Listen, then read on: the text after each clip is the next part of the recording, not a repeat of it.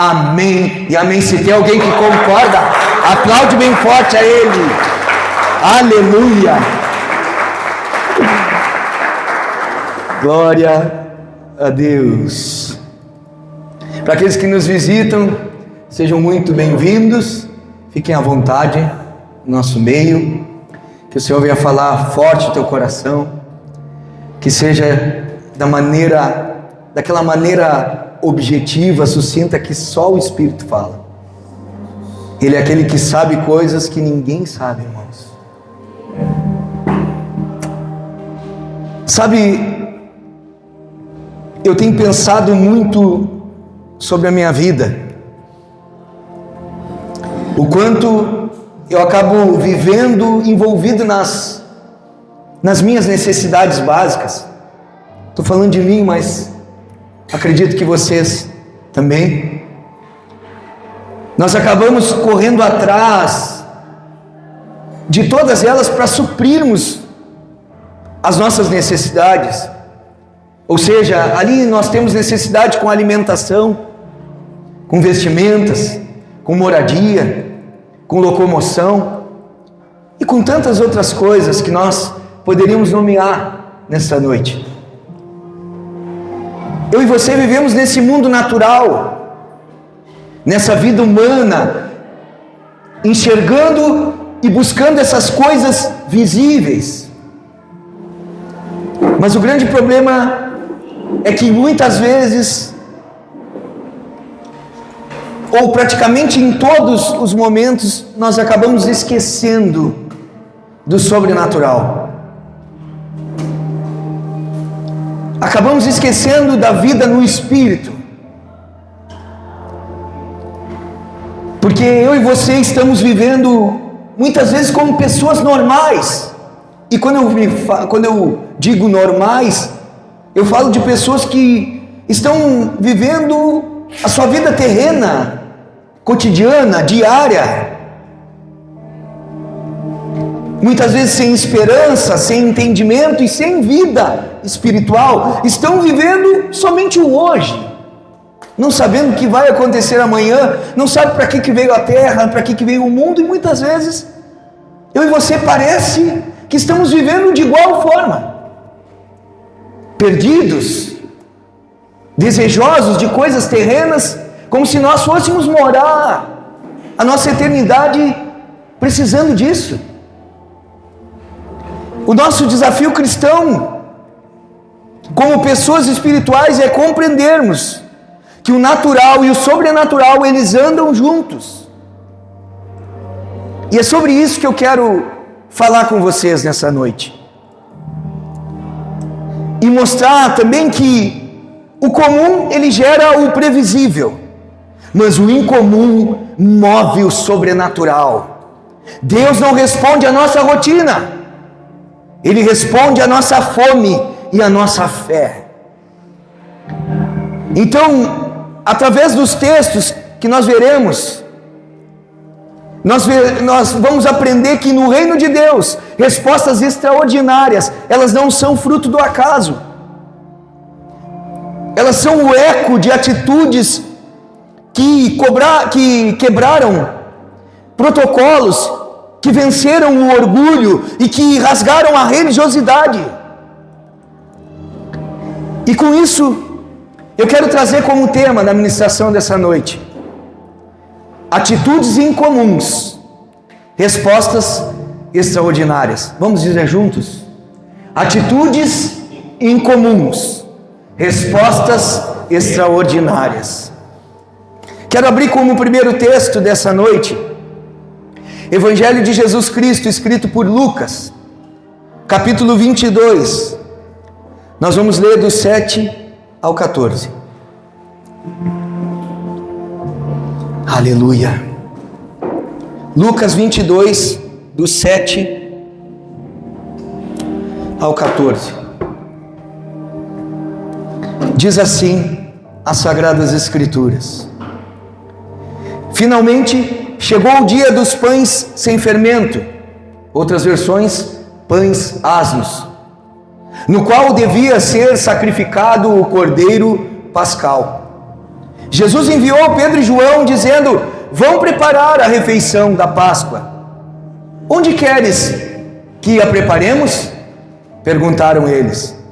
Ele respondeu: ao entrarem na cidade, vocês encontrarão um homem carregando um pote de água, outras versões dizem um cântaro. Sigam-no até a casa em que ele entrar e digam ao dono da casa: o mestre pergunta, onde é o salão de hóspedes no qual poderei comer a Páscoa com os meus discípulos? Ele lhes mostrará uma ampla sala no andar superior, toda mobiliada. Façam ali os preparativos. Eles saíram e encontraram tudo como Jesus lhes tinha dito. Então prepararam a Páscoa. E quando chegou a hora, Jesus e os seus apóstolos reclinaram-se à mesa. O primeiro ponto das 5 questões que eu quero trazer nessa noite, ela fala primeiramente de posicionamento espiritual. Naquela época, carregar um cântaro ou um recipiente de água era uma tarefa culturalmente feminina. Ou seja, era a função de uma mulher pegar aquele cântaro e ir até o poço para encher de água. Então um homem fazendo isso facilmente chamaria a atenção, pois era algo que estava fora do padrão, fora do costume. Era algo incomum diante daqueles dias. Pessoas comuns que carregam algo incomum, elas acabam tornando-se referência do reino. E assim foi esse homem. Por que Jesus escolhe um homem? Porque facilmente ele poderia ser identificado, porque não era um costume de homem fazer, e sim eram as mulheres que iam até o poço, como eu bem falei. Então ele estava praticando algo que não era o cotidiano, que não era o corriqueiro, que não era o que todo mundo estava fazendo. Esse homem, ele faz algo diferente. Ele tem uma atitude que realmente aparece, mostra.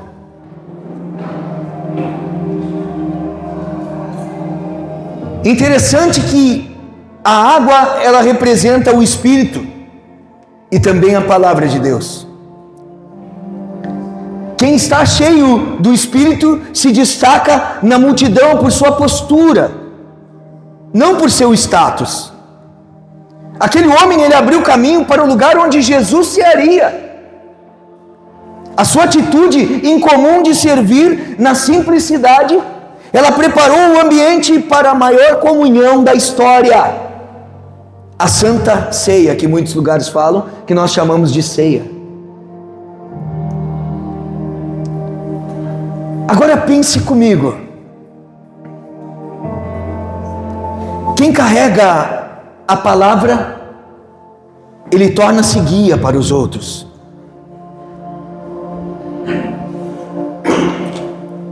E quem carrega a palavra guia os outros a momentos de profunda intimidade. E foi isso que esse homem fez.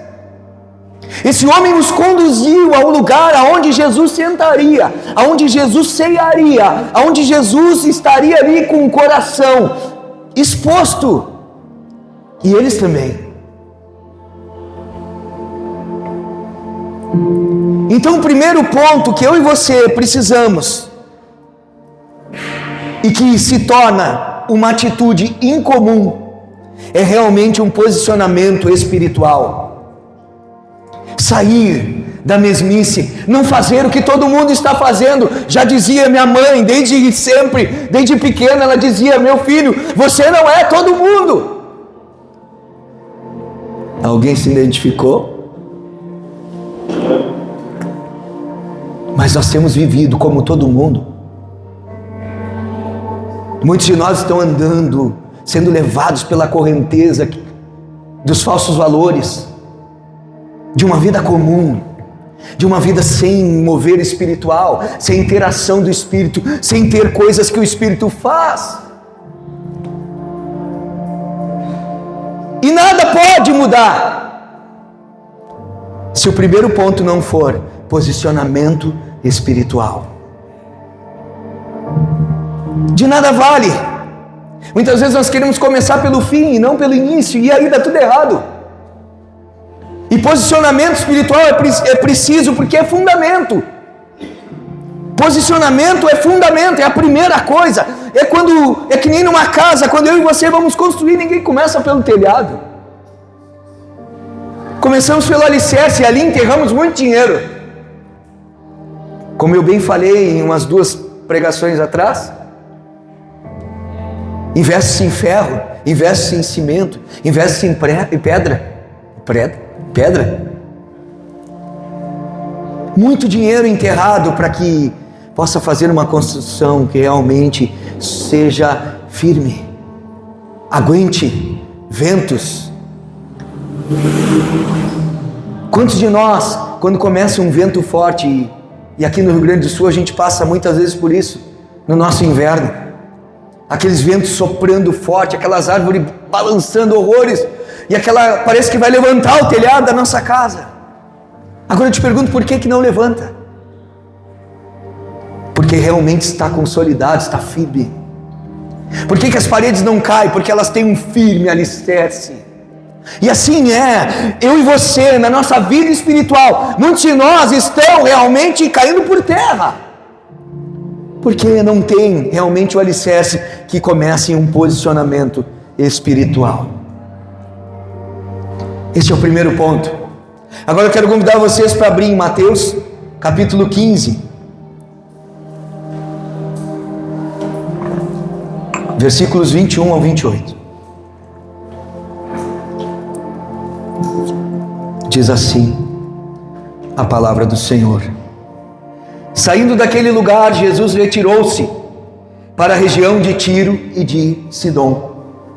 Uma mulher cananeia, natural dali, veio a ele gritando: Senhor, filho de Davi, tem misericórdia de mim. Minha filha está endemoninhada e está sofrendo muito. Mas Jesus não lhe respondeu palavra. Então seus discípulos se aproximaram dele e pediram: mande-a embora, pois vem gritando atrás de nós. Ele respondeu: eu fui enviado apenas às ovelhas perdidas de Israel. A mulher veio, adorou-o de joelho e disse: Senhor, ajuda-me. Ele respondeu: não é certo tirar o pão dos filhos e lançá-los aos cachorrinhos. Ai! Disse ela, porém: sim, Senhor, mas até os cachorrinhos comem das migalhas que caem da mesa dos seus donos. Jesus respondeu: mulher, grande é a sua fé. Seja conforme você deseja. E naquele mesmo instante, a sua filha foi curada. A segunda atitude nessa noite: tenha uma atitude de humildade inabalável. Vamos entender o contexto antes mesmo.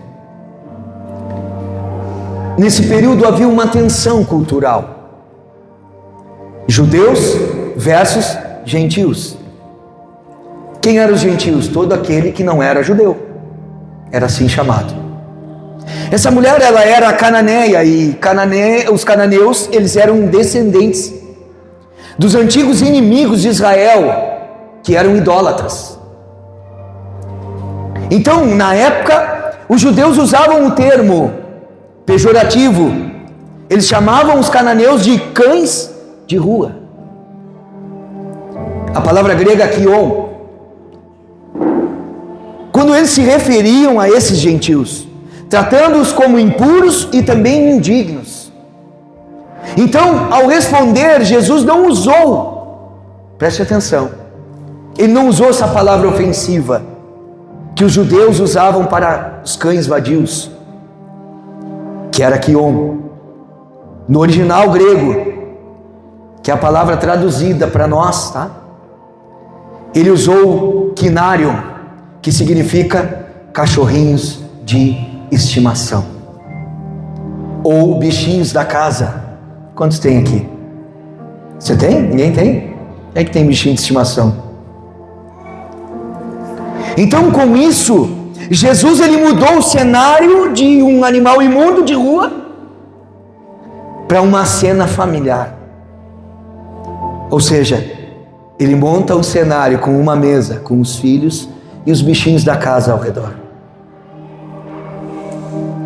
E aqui ele estava dizendo que existe uma ordem na casa. Isso é importante a gente salientar também para nós.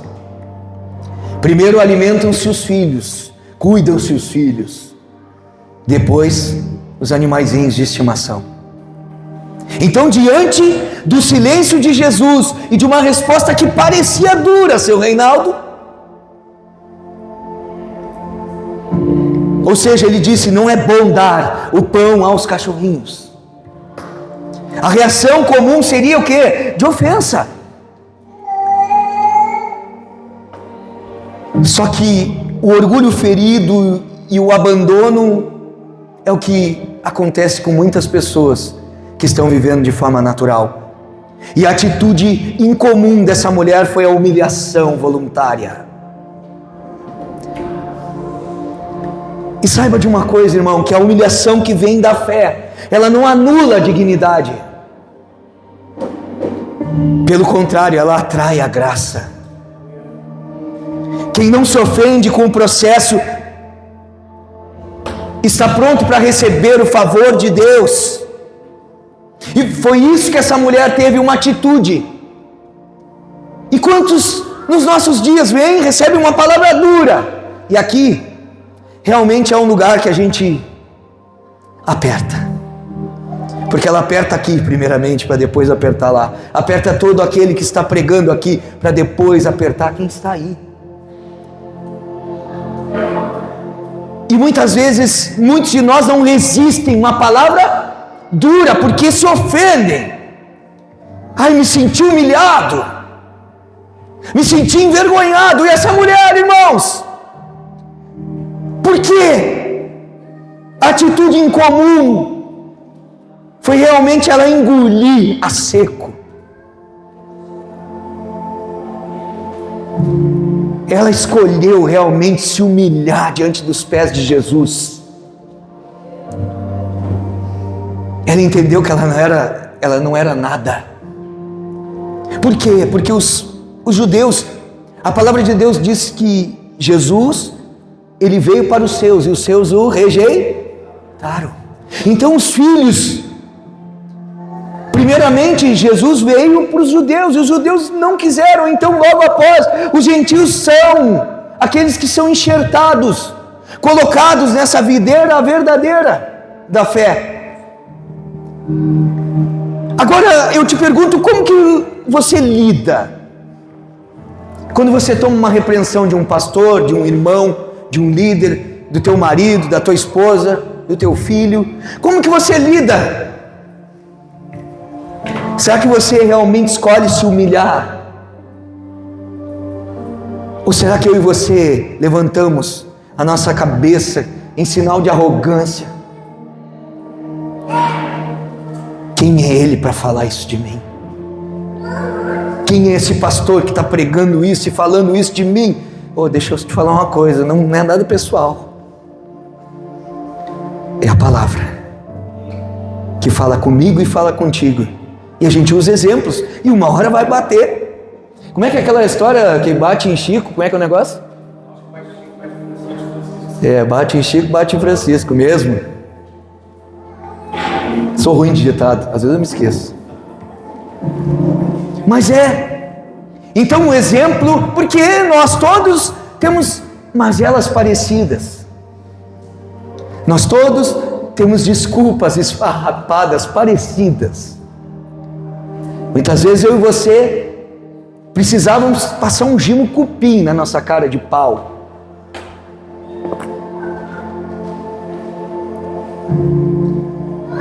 porque a gente fica com aquele sorrisinho amarelo mesmo quando está arrumando argumentos, desculpas. Tomamos uma repreensão, estamos nos moendo por dentro, louco para responder, mas não responde. Segura como se fosse alguém maduro, mas quando sai dali, diz: nunca mais bota os pés naquele lugar. Não adiantou nada. Antes tivesse falado, antes tivesse vomitado a sua alma, antes tivesse dado a oportunidade da pessoa realmente traduzir com melhores palavras. Muitos de nós se acham tão maduros que não são capazes de tolerar o erro do próximo. Se colocam na posição de como nunca tivessem errado. Muitos deixam de frequentar comunidades por causa de coisinhas. Só que muitas vezes não olham para a sua própria vida, que muitas vezes vive como um ditador, vive como alguém que quer ser somente obedecido e não obedece ninguém, não se dobra a ninguém. Que evangelho é esse? Que atitude é essa? Isso é comum.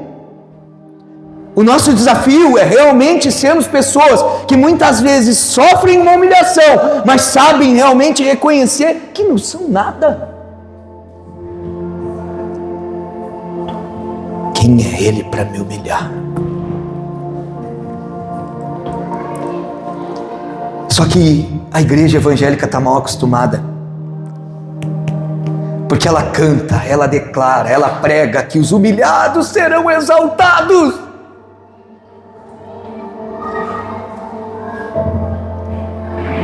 Você e eu entendemos errado. Abre comigo Mateus 23, 12. Se te humilharam, Deus vai te exaltar. Vamos ver se é bem assim. Olha o que diz a Escritura: pois todo aquele que se exaltar será humilhado. Ou seja, quem se engrandece, o próprio Deus se encarrega em humilhar ele, em cortar as asinhas, em permitir que ele seja visto como alguém que não é nada. Agora, olha a segunda parte: todo aquele que se... Opa! Aquele que se humilhar, este, diga comigo, irmãos, com voz de quem está acordado, será exaltado. Então não é os humilhados serão exaltados, mas os que se humilham, os que escolhem, os que reconhecem que nada são, aqueles que sofrem por amor de Jesus, aqueles que se dobram, sabe que realmente é o Senhor quem coloca nos lugares. Agora note que Jesus, ele muda o tom da conversa. Ele elogia publicamente a fé, a grandeza da fé dessa mulher, e concede a cura imediata da sua filha.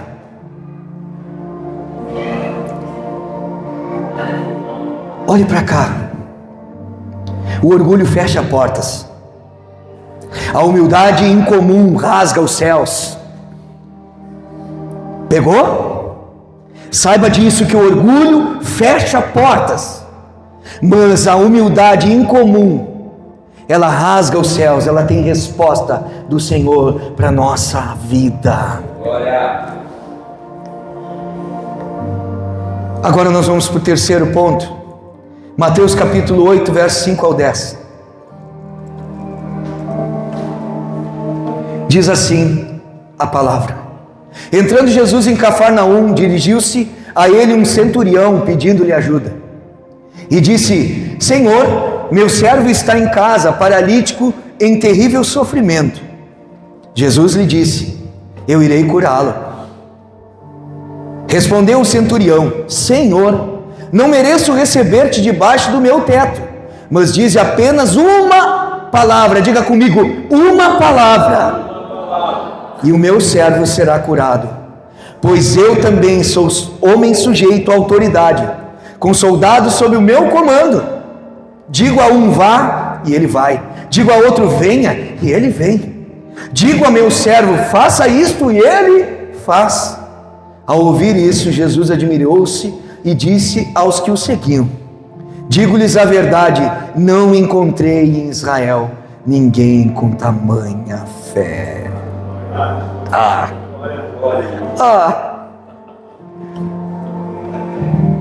autoridade da fé sujeita a atitude da fé sujeita à autoridade, é o terceiro ponto. Pelas leis e pelas tradições, as tradições rabínicas dessa época, que um judeu ficava cerimonialmente impuro se entrasse na casa de alguém que não fosse judeu, que fosse gentil. Então, significava que se a pessoa tivesse até mesmo um contato, já era chamado de impuro. E esse centurião, ele sabia disso. Ele era um oficial romano que estava no meio dos judeus e sabia o contexto, a forma que eles viviam, o que eles entendiam na sua religião, na sua forma de vida. E esse oficial romano, ele vivia em Cafarnaum e ele conhecia muito bem todos os costumes desses judeus. Agora, o que ele faz? Por que ele não permite que Jesus fosse à casa dele? Ele estava protegendo Jesus, mas também estava se protegendo, porque ele ia chamar chumbo grosso para cima dele. Só que esse centurião, ele era um homem de guerra. Ele era um homem poderoso, era um homem influente. Só que existia uma coisa no coração desse homem, que isso tem que estar no nosso coração. Ele reconhece que ele não era digno. E por isso ele abre mão da sua própria posição para se submeter à palavra de Jesus. Será que muitas vezes, para receber algo, alguma cura ou alguma direção de Deus, será que eu e você estamos dispostos a rasgar o nosso manual? Rasgar os nossos diplomas, títulos? Será que a gente não está, muitas vezes, preso a tantas coisas que realmente não nos permitem ser tocados e curados por Ele? A posição não é mais importante. Esse homem sabe disso, entende, e por isso ele se submete à palavra de Jesus. E é interessante que ele não pediu um sinal visível. Ele não disse, faz um milagre aqui para mim crer. Faz alguma coisa, cria, sei lá, uma coisa da terra, aí faz alguma coisa. Mas me mostra que tu é capaz. Ele não pede um sinal.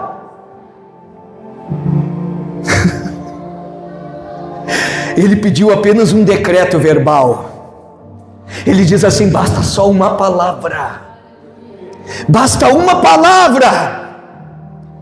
Uma fé incomum é aquela que não precisa ver para crer. Quantos de nós estão vivendo assim, precisando ver? Eu quero que tu me mostre, eu quero que tu faça, eu quero que tu desenhe.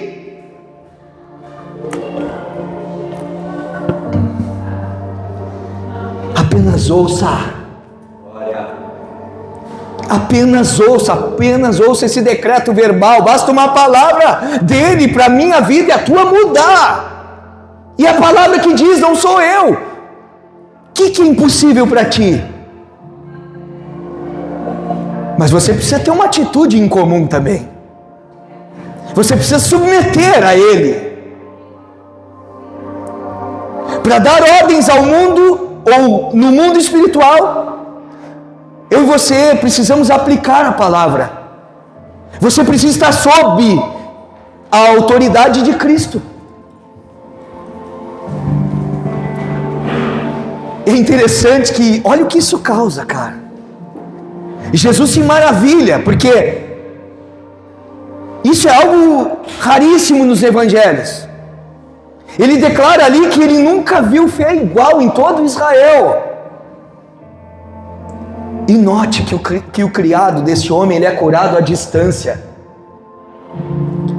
provando que a palavra, ela não sofre barreiras geográficas. Ei, deixa eu falar uma coisa, quando você está aqui, se você receber uma palavra de Deus, realmente dizer assim, eu vou viver isso para a minha vida, não te preocupe com a distância. Seja lá, Qual é as coisas que você está pedindo, precisando, necessitando? Hoje é um dia, irmãos, que a gente está saindo do normal, tá? A gente vem aqui e toma chicoteada todos os domingos, mas hoje eu quero ativar a fé de vocês. E o Senhor quer ativar a minha e a tua fé nessa noite. Ele quer mostrar que realmente eu e você podemos viver o sobrenatural, que nós podemos viver uma vida que tem resultado expressivo de quem Ele é, que mostra quem Jesus, Ele vive. Isso tem que queimar o nosso coração, irmãos. Isso tem que fazer sentido para mim e para ti. A palavra de Deus, ela não sofre barreiras. Não tem nada que impeça. Mas se submeta a ela. Quer mudar a tua vida? Se submeta primeiro a ela. Eu quero mudar. Eu não consigo. As minhas finanças. É o meu casamento. E a minha família. Te submete ao que a palavra diz. Receba uma palavra que realmente te confronta. E realmente você vai estar apto para viver o milagre que Ele faz. Ele faz. Ele faz. Mas primeiro te submeta. Não há como. Esse homem se submeteu àquilo que Deus estava falando, aquilo que Jesus falou. Agora, olhe comigo Lucas 8, 40 ao 48.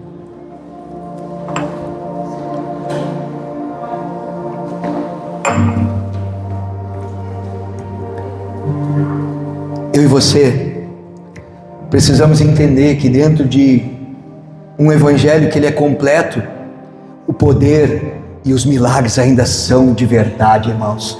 A vida espiritual, ela precisa estar acesa, e eu e você precisamos estar intensos. Eu e você precisamos acreditar, precisamos ser pessoas que agem de forma incomum para alcançar resultados extraordinários, ver a glória do Senhor se manifestando. Lucas 8, do 40 ao 48 diz assim: quando Jesus voltou, uma multidão o recebeu, pois todos o esperavam. Então um homem chamado Jairo, dirigente da sinagoga, ou seja, Jairo era o pastor daquela sinagoga lá, que era o lugar onde os judeus frequentavam para ler a lei, a Torá. Veio e prostrou-se aos pés de Jesus, implorando-lhe que fosse à sua casa, porque sua única filha, de cerca de 12 anos, estava à morte. Estando Jesus a caminho, a multidão o comprimia, e estava ali uma certa mulher que havia 12 anos, que vinha sofrendo de uma hemorragia, e gastara tudo o que tinha com os médicos, mas ninguém pudera curá-la. Ela chegou por trás dele, tocou na borda de seu manto, e imediatamente cessou sua hemorragia. Quem tocou em mim? Perguntou Jesus. Como todos negassem, Pedro disse: mestre, a multidão se aglomera e te comprime. Mas Jesus disse: alguém tocou em mim. Eu sei que de mim sai o poder. Então a mulher, vendo que não conseguiria passar despercebida, veio tremendo e prostrou-se aos seus pés.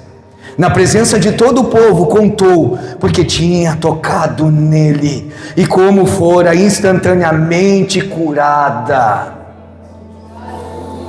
Então ele lhe disse: filha, a sua fé a curou, vá em paz. Oh glória! Esse Jesus é poderoso, irmãos. O quarto ponto que eu quero trazer nessa noite: a atitude de romper impedimentos. O contexto dizia que pela lei essa mulher ela era cerimonialmente impura, imunda.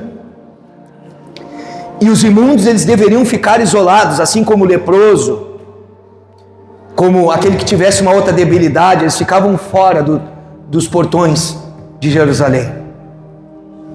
Então o comum devia ser se esconder e esconder a sua dor e aceitar o diagnóstico daquela falência total, ou seja, já havia gastado tudo.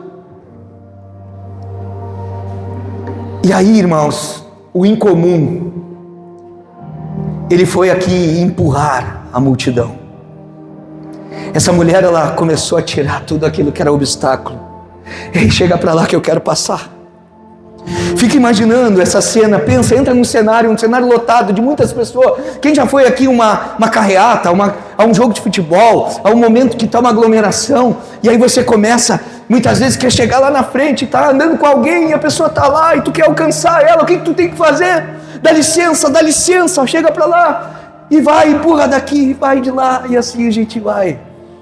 E essa mulher foi fazendo isso.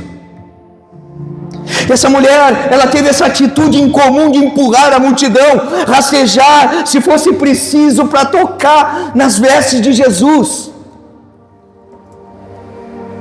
Sabe de uma coisa? O milagre, ele exige que você transponha.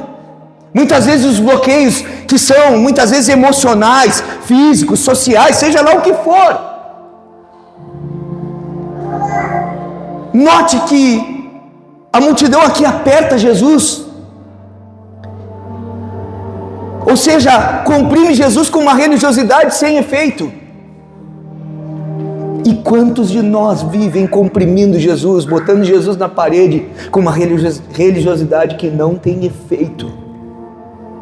E por que não tem efeito? E por que a minha vida e a tua muitas vezes não tem efeito? Porque eu e você, muitas vezes queremos do nosso jeito, da nossa forma, queremos coisas que o Senhor não quer, pedimos coisas que o Senhor não deseja, pedimos mal, para os nossos próprios deleites, para os nossos próprios desejos. E muitas vezes entendemos que servimos a um Deus Papai Noel. Muitas vezes entendemos que servimos a um Deus bombeiro que apaga os incêndios da minha vida, que me presenteia toda hora como um Papai Noel que chega no momento certo. Ei, deixa eu dizer uma coisa para mim e para ti nessa noite. Jesus, ele não é nem bombeiro, nem Papai Noel, ele é Senhor. Ele é o Senhor da minha vida, ele é o Senhor da tua vida. Ele quer realmente que eu e você nos dobremos diante dos seus pés e venhamos a tocar nele pela fé, não apertar ele como a religião apertou, com uma religiosidade sem efeito. Quando que uma religiosidade é sem efeito? Quando muitas vezes o toque nas orlas de Jesus, o toque nele não me transforma. Quando a minha vida não mostra nada. Quando muitas vezes eu venho aqui, recebo palavra, pastor Igor se esmera aqui, lá, e grita, e berra, e a presença vem, e todo mundo muito sentindo, outros estão aqui que parece que estão mortos, e sai por aquela porta e continua a mesma tranqueira. Ei, é uma religiosidade sem efeito. Essa aí não adianta tocar, não adianta comprimir Jesus para ele fazer a tua vontade. Tem que tocar em Jesus e esperar que ele realmente se manifeste através de uma fé sólida, verdadeira e dependente de quem ele é. O fluxo de sangue tinha 12 anos. 12 anos que jorrava, meu pastor. E ele, de uma hora para outra, estanca. Instantaneamente, Jesus para a multidão para chamá-la. Sabe como que ele chama ela? Filha. E ele dá a ela não apenas a cura do corpo, mas a salvação e a paz pública. Ele dá dignidade. Ele coloca essa mulher de novo no meio das pessoas. Ei, ninguém mais pode te excluir. Ninguém mais pode te escorraçar daqui. Você não tem mais nada. Ei, cadê o sangue? Não jorra mais. Está curado. Sabe aquilo que muitas vezes eu e você passamos na nossa vida, que pessoas muitas vezes disseram: ei, esse cara não dá para andar com ele. Sabe aquilo que eu e você demonstrávamos, dizendo: pá, mas aquele homem, pá, aquela mulher, aquilo não é de confiança. Ei, deixa eu falar uma coisa: o Senhor é aquele que te chama de filha primeiramente, e Ele te dá dignidade. Ele não só cura o teu corpo, Ele não só cura os teus defeitos, mas Ele te dá salvação, Ele te dá paz pública, Ele te coloca de novo de pé. É isso. E agora eu vou para o quinto. João capítulo 12, versos 1 ao 3. É o quinto, né? 6 dias antes da Páscoa, Jesus chegou a Betânia, onde vivia Lázaro, a quem ressuscitara dos mortos. Ali prepararam um jantar para Jesus. Marta servia, enquanto Lázaro estava à mesa com ele.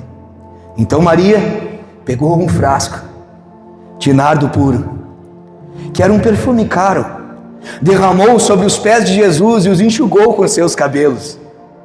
E a casa encheu-se com a fragrância do perfume. A quinta atitude, a atitude da entrega extravagante. A palavra de Deus diz que Marta servia, ou seja, era o trabalho comum, era a atitude comum. E Lázaro ali estava à mesa. Só que Maria pegou o perfume mais caro, aquilo que ela tinha de maior valor dentro da sua própria casa. Esse perfume que era avaliado em quase 1 ano de salário de um trabalhador.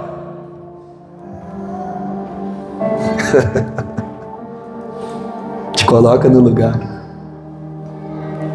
1 aninho do teu trabalho, do meu trabalho. E ela derrama aos pés de Jesus. E ainda mais, ela enxuga com seus próprios cabelos os pés. Agora, meu pastor, diante de tudo que Jesus fez, igreja, qual é o valor que Ele tem para você? Qual o valor que Ele tem?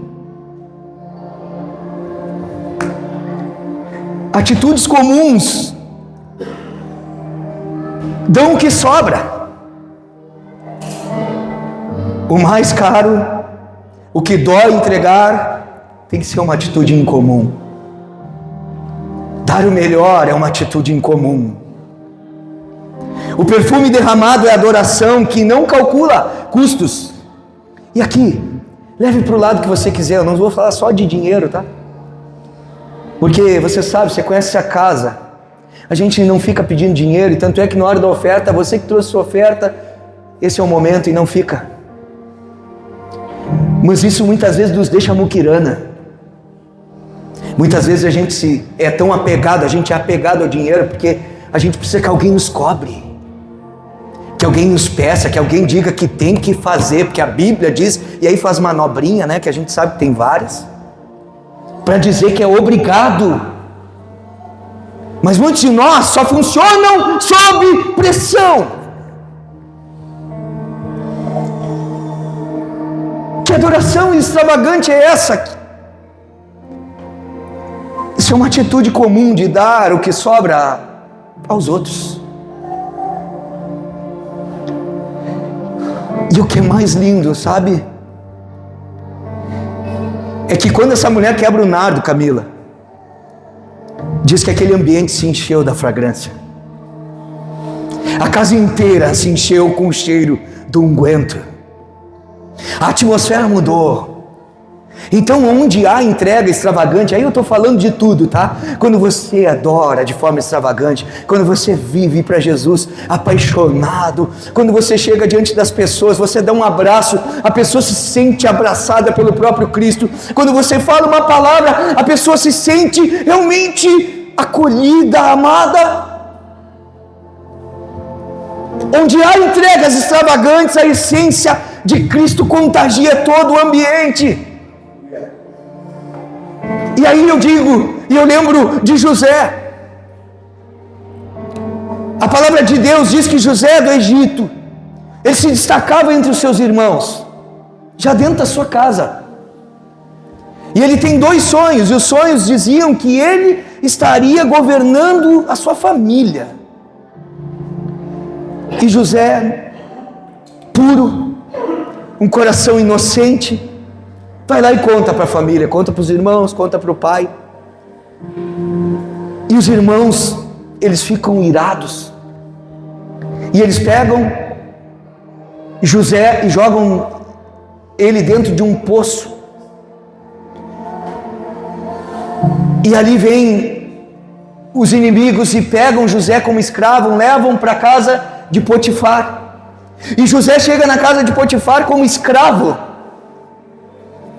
E os filhos dizem que José tinha morrido, eles mancham a túnica que o pai tinha dado para José. Um bicho comeu ele lá, matou ele.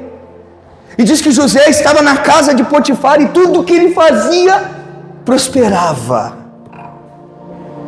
Ei, tudo que ele fazia. Diz que ele chega como escravo, Potifar coloca ele a gerenciar a sua casa. Ele cuidava de tudo. Potifar nem se preocupava. Ele só falou assim: somente você pode cuidar de tudo, mas menos não toque na minha mulher.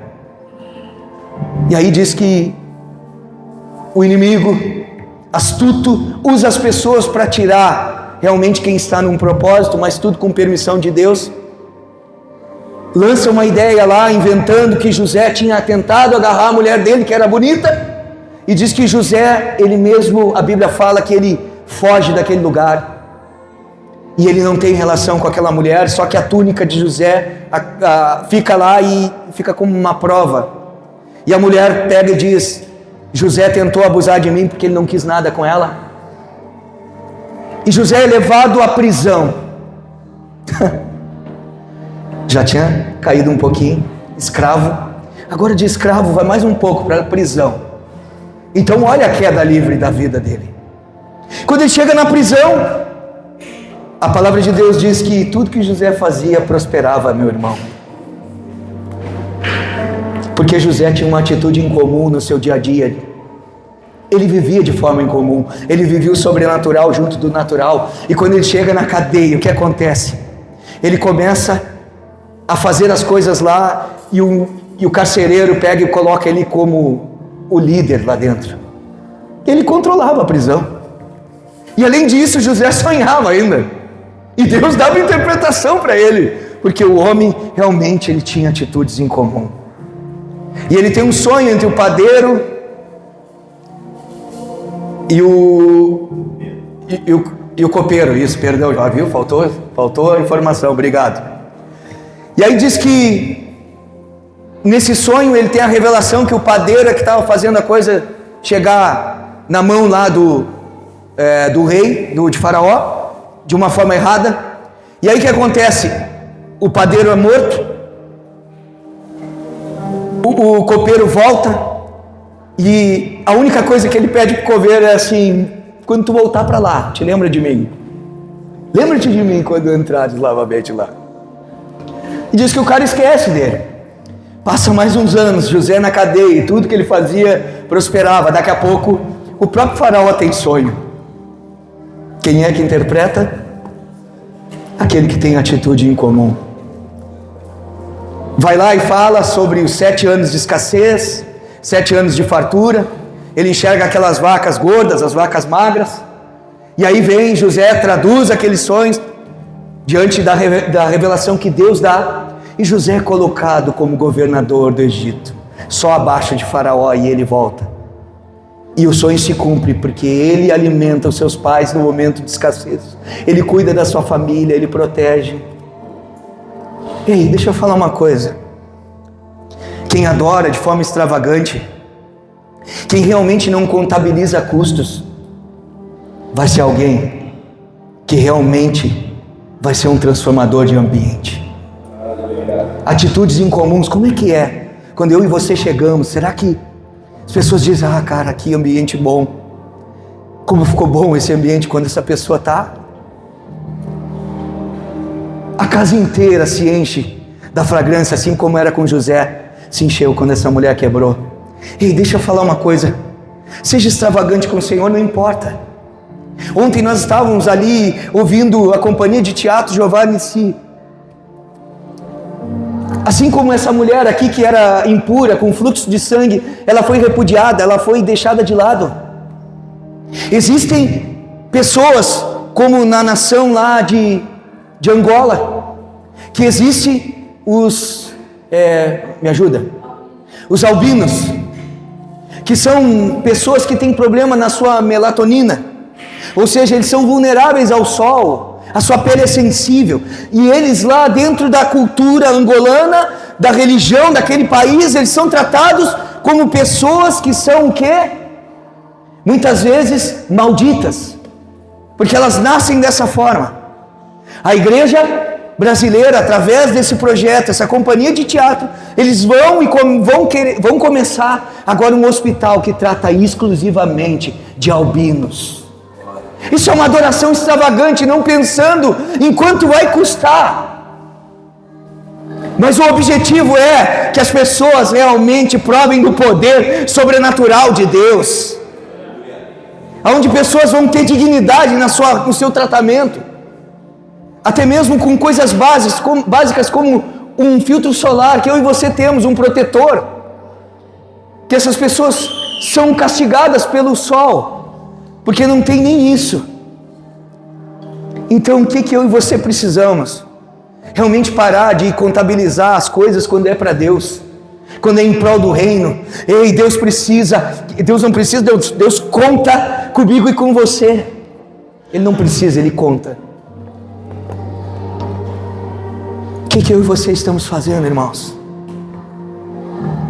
5 atitudes incomuns que trazem um resultado extraordinário. Medite em cima delas. E aqui eu quero concluir. O homem do cântaro nos ensina a carregar a palavra. A cananeia, ela nos ensina a vencer a ofensa. Aquela mulher que foi chamada de cachorrinho, né? O centurião nos ensina a autoridade da fé. A mulher do fluxo de sangue, ela nos ensina a romper obstáculos. Maria nos ensina o valor da adoração. Deus está pronto para liberar respostas extraordinárias sobre a sua vida, sobre a sua família e sobre a sua saúde. Mas Ele está esperando a sua atitude incomum. Ou seja, chega de viver na média. Rompa com o natural hoje, em nome de Jesus Cristo. Vamos ficar de pé?